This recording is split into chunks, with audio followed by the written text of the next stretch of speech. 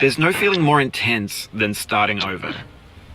If you deleted your homework the day before it was due, as I have, or if you left your wallet at home and you have to go back after spending an hour in the commute.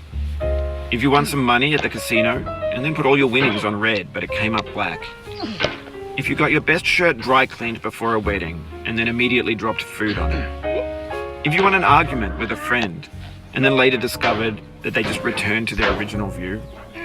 Starting over is harder than starting up. If you're not ready for that, like if you've already had a bad day, then what you're about to go through might be too much. Feel free to go away and come back. I'll be here. Alright, thanks for coming with me on this trip.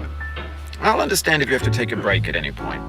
Just find a safe place to stop and quit the game. And don't worry, I'll save your progress, always, even your mistakes. This game is a homage to a free game that came out in 2002, titled Sexy Hiking.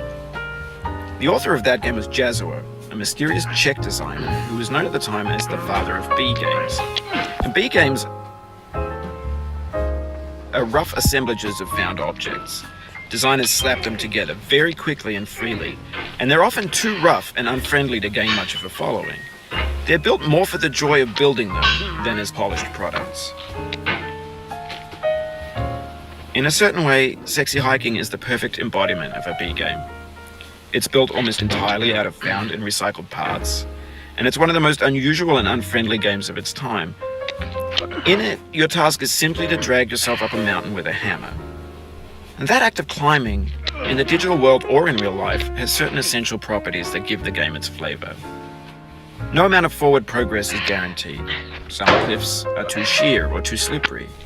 And the player is constantly, unremittingly in danger of falling and losing everything. Anyway, when you start Sexy Hiking, you're standing next to this dead tree that blocks the way to the entire rest of the game. It might take you an hour to get over that tree, and a lot of people never got past it. You prod and you poke at it, exploring the limits of your reach and your strength, trying to find a way up and over. And there's a sense of truth in that lack of compromise. Most obstacles in video game worlds are fake. You can be completely confident in your ability to get through them once you have the correct method or the correct equipment or just by spending enough time. In that sense, every pixelated obstacle in Sexy Hiking is real. The obstacles in Sexy Hiking are unyielding, and that makes the game uniquely frustrating. But I'm not sure Jazzuo intended to make a frustrating game. The frustration is just essential to the act of climbing, and it's authentic to the process of building a game about climbing. A funny thing happened to me as I was building this mountain. I'd have an idea for a new obstacle, and I'd build it, test it, and it would usually turn out to be unreasonably hard. But I couldn't bring myself to make it easier. It already felt like my inability to get past the new obstacle was my fault, as a player rather than as a builder. Imaginary mountains build themselves from our efforts to climb them, and it's our repeated attempts to reach the summit that turns those mountains into something real. When you're building a video game world, you're building with ideas, and that can be like working with quickset cement. You mold your ideas into a certain shape that can be played with, and in the process of playing with them, they begin to harden and set until they're immutable, like rock. And at that point, you can't change the world. Not without breaking it into pieces and starting fresh with new ideas. For years now, people have been predicting that games would soon be made out of prefabricated objects, bought in a store and assembled into a world. And for the most part, that hasn't happened, because the objects in the stores are trash. I don't mean they look bad or that they're badly made, although a lot of them are. I mean they're trash in the way that food becomes trash as soon as you put it in the sink. Things are made to be consumed and used in a certain context, and once the moment is gone, they transform into garbage. In the context of technology, those moments pass by in seconds.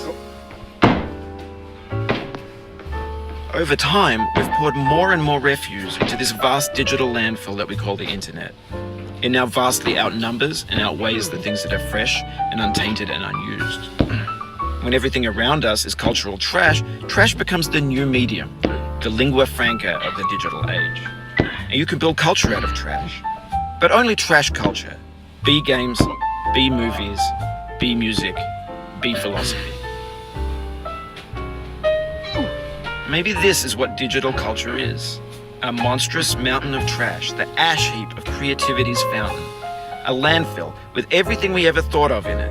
Grand, infinite, and unsorted. There's 3D models of breakfast, Gen X's fanfic novels, Scan magazines, green screen Shia LaBeouf, banned stuff scenes on LiveLeak. Facebook's got lifelike bots with unbranded adverts and candid shots of Kanye and Taylor Swift mashups, car crash epic failed GIFs, Russian dashcam vids, discussions.